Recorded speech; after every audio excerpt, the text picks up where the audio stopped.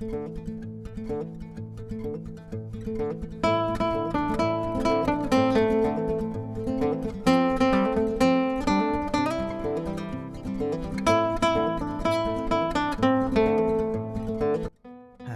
assalamualaikum warahmatullahi wabarakatuh. Jumpa lagi ya sama saya Citanisi Deso. Gimana kabar sobat semua? Baik-baik saja ya. Oke, alhamdulillah guys.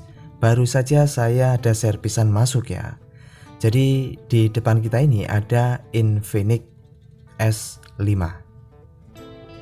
Jadi HP ini itu saya terima dalam keadaan tidak mau ngisi ya. Atau dicas itu bisa, tapi tidak mau nambah. Kasus ini biasa disebut fake charging atau istilahnya tuh pengisian palsu. Jadi saat dicas itu ada respon tanda petir tapi tidak mau nambah, malah justru berkurang ya. Oke, kita akan buka ke tampilan menu ya. Kita akan pastikan dan kita akan cek apakah memang betul HP ini fake charging. Oke, saya akan ambilkan dulu smart USB ya. Nah, ini saya akan pastikan dulu dengan cara kita coba cas. Nah, ini saya coba cek. Perhatiin di layar HP-nya. Jadi saat saya coba cas itu ada respon ya. Dan ternyata dia muncul tanda petir. Namun untuk di smart USB itu tidak ada display, tidak ada indikator pengisian. Artinya ini berarti fake charging. Saya coba lagi cas, ada ya tanda petir, tapi ini tidak ada jalan indikator pengisian di smart USB nya. Ini walaupun dicas seharian ya masih seperti ini ya, tidak mau nambah, malah justru berkurang ya. Saya akan coba compare ya dengan HP yang normal. Saya akan nyari dulu HP yang normal, kita akan bandingkan ya. Kalau yang normal itu biasanya seperti apa sih untuk pengisian yang bukan fake charging atau pengisian aslinya. Perhatiin saat saya coba cas di HP normal, harusnya smart USB itu jalan indikatornya. Ini artinya normal. Namun di HP ini dia ada tanda petir di HP-nya, tapi di smart USB itu blank atau tidak ada respon. Ya, berarti fix ya, HP ini tuh bisa dicas tapi tidak mau nambah. Mengapa ini terjadi? Karena biasanya itu di konektor USB itu kan ada jalur data, ada jalur V-charging ya atau V-charge. Nah, kemungkinan jalur data tuh ngedetek sebagai device masuk ya atau pengisian masuk, tapi bukan di charging. Contohnya kalau di kita sambungkan kabel data itu kan antara kabel data dan charging ya. Jadi ini kabel data oke, tapi chargingnya tidak jalan. Oke, kita matikan ya, dan kita akan langsung saja mastiin dengan cara coba saya matikan apakah ada respon. Saat HP saya matikan lalu saya cek dengan pengecasan, itu tidak ada respon sama sekali. Namun jika HP nyala saat dicas itu ada tanda petir. Oke, kita akan langsung saja bongkar HP-nya. Kita buka dulu untuk bagian SIM tray-nya ya.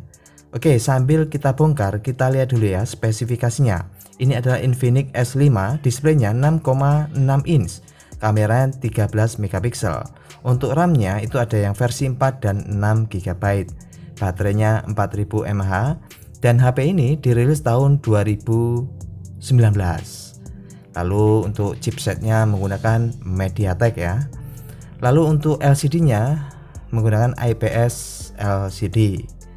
Jadi ini lumayan wow ya, speknya itu rata-rata ada yang 4 dan rata-rata ada yang 6 ya. Oke, itu spesifikasinya ya. Dan yang kepo berapa pertama kali rilis tahun 2019, ini saya sertakan ya. Jadi flash cell-nya itu 1,999. Lalu di harga normal 2,1 juta. Ini sudah RAM 6 internal 128 GB. Wow, amazing. Jadi harga 2 jutaan sudah RAM 6 internal 128. Oke, ini sudah saya copot ya ke bagian bawah mesin, karena kita akan fokus di bagian konektor casnya. Untuk kasus tidak mau dicas, tahapan paling awal kita cek dulu bagian konektor cas. Jika konektor cas bagus, kita lari ke fleksibel. Jika fleksibel bagus, kita lari ke atasnya, ke bagian mesin atas, yaitu IC cas.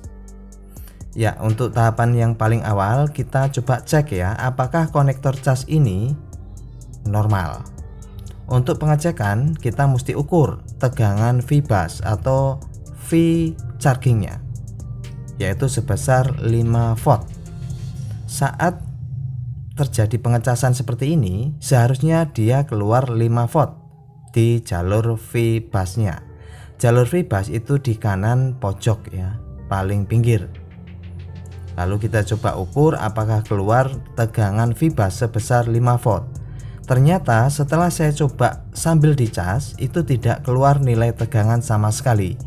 Ini artinya konektor bagian cas itu rusak. Nah, ini sudah fix ya, berarti konektor casnya rusak. Oke, kita akan coba cabut konektor casnya. Secara fisik saya melihat konektor cas itu aman ya, tidak ada tingkat korosi. Namun kemungkinan besar ini terjadi di bagian tengahnya. Biasanya patah ataupun mungkin human error ya, saat pengecasan tuh sambil main game sambil dicas itu bisa patah ya untuk bagian tengahnya. Oke, saya tambahin flux, lalu saya akan angkat dengan blower di setelan anginnya 3, lalu panasnya 375. Tembak terus sampai kita bisa angkat. Nah, ini sudah terangkat ya. Lalu saya akan coba carikan konektor cas ya. Saya akan carikan copotan saja yang original. Sebetulnya kita langsung ganti satu full set papan PCB bisa ya, karena ada yang jual di toko online. Namun lebih disarankan ya, jika rusaknya itu di konektor cas, kita ganti saja konektor casnya, itu lebih bagus. Karena biasanya kalau pembelian satu full set dengan papan, itu terkendala di area sinyal dan mic ya. Kadang untuk jack audio juga bermasalah. Nah, ini kita akan coba gantikan konektor casnya. Sebelum kita gantikan, kita bersihkan dulu ya sisa timah. Nah, ini kan ada lubang kaki ya, itu biasanya ada 4. Kita angkat hingga bersih ya, sehingga lubangnya tuh terbuka. Jadi pastikan dulu timah yang ada di lubang, yang menutupi lubang, kita angkat dulu dengan solder wick seperti ini. Jika nggak punya solder wick, bisa menggunakan serabut kabel ya. Serabut kabel dikumpulkan begitu, lalu dibikin kayak apa ya, sapu lidi, diikat, lalu ditempelkan saja, dia nanti akan tersedot ya timahnya. Oke, jadi penampakannya seperti ini ya, kakinya mesti kita sedot untuk timahnya supaya gampang pemasangan nanti. Ya, setelah saya nyari copotan, saya temukan ini bekas HP Xiaomi ya, jadi copotan di mesin Xiaomi. Saya rasa sama. Kenapa saya ambil copotan? Karena kualitasnya lebih bagus ya, copotan yang original dibandingkan kita nyetok konektor casnya. Kalau konektor cas itu sebetulnya murah, antara ya paling 2000-3000an ya. Namun kualitasnya lebih bagus yang copotan. Oke, ini kita akan copot saja papan bekas Xiaomi ya. Kita akan ambil konektor casnya. Seperti di awal tadi ya, setel anginnya itu 3, lalu panasnya 375 di blower A850 quick ya, yang analog. Namun sesuaikan blower masing-masing ya, karena setiap blower itu beda-beda panasnya. Oke, ini sudah terlepas untuk konektor casnya. Lalu setelah itu kita akan bersihkan ya.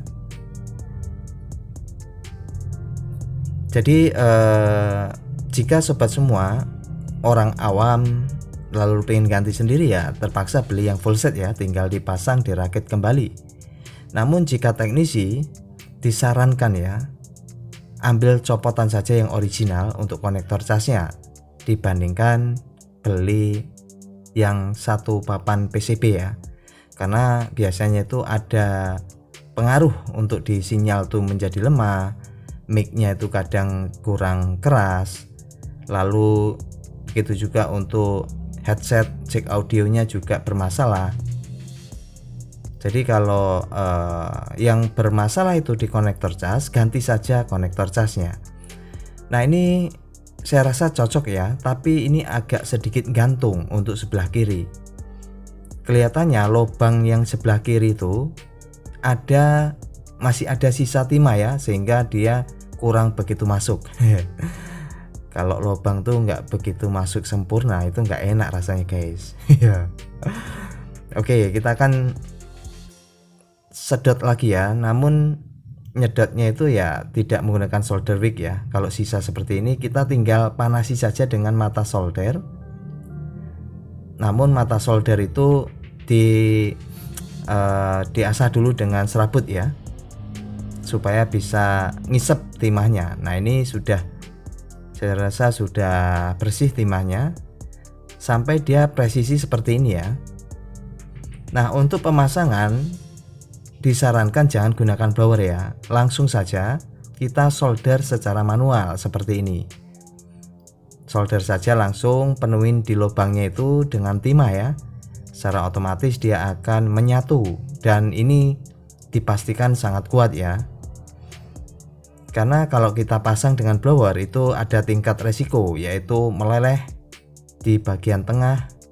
Namun biasanya untuk di konektor cas copotan itu kuat ya. Ya ini sudah saya tambahin untuk di tiap kakinya ada 4 lubang, saya tambahin timah. Setelah itu kita akan rapikan untuk di bagian pin ya. Jadi di konektor cas itu ada 5 pin. Untuk bagian charging itu positifnya kanan paling pojok, itu jalur positifnya. Lalu yang negatifnya kiri paling pojok. Yang tengah itu untuk jalur data. Nah mengapa saat dicas tadi itu muncul tanda petir? Artinya jalur positif charging itu bermasalah. Jalur tengah masih aman, dia bisa detek ya, data kedetek, sehingga ada muncul tanda petir tapi tidak mau ngisi. Ya setelah terpasang presisi kita bersihkan dengan cairan thinner ya. Lalu setelah itu kita akan pastikan dengan cek ulang apakah sudah keluar tegangan fibas sebesar 5 volt. Caranya kita cas, lalu kita ukur nilai tegangannya. Bismillahirrahmanirrahim. Alhamdulillah ya, keluar 5,1 volt. Artinya ini konektor cas tersambung dengan baik, sehingga tegangan itu bisa nyampe ya. Oke, langsung kita pasang ulang. Jika ini ternyata masih tetap tidak mau ngecas, berarti kita runut lagi ke bagian fleksibel. Bisa saja fleksibel yang bermasalah. Jika fleksibel aman, runut lagi di bagian mesin atas. Bisa saja IC cas bermasalah. Oke, ini saya kencangkan ya supaya saat dicas itu bisa kuat.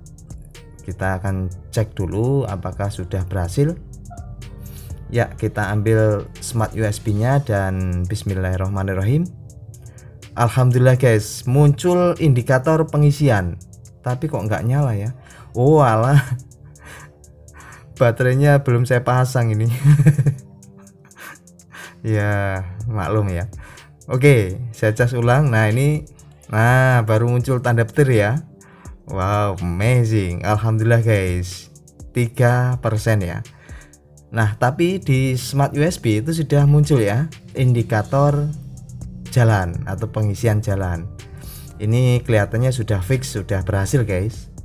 Kita tinggal akan coba nyalakan, lalu kita nanti akan coba biarkan ya apakah terjadi penambahan.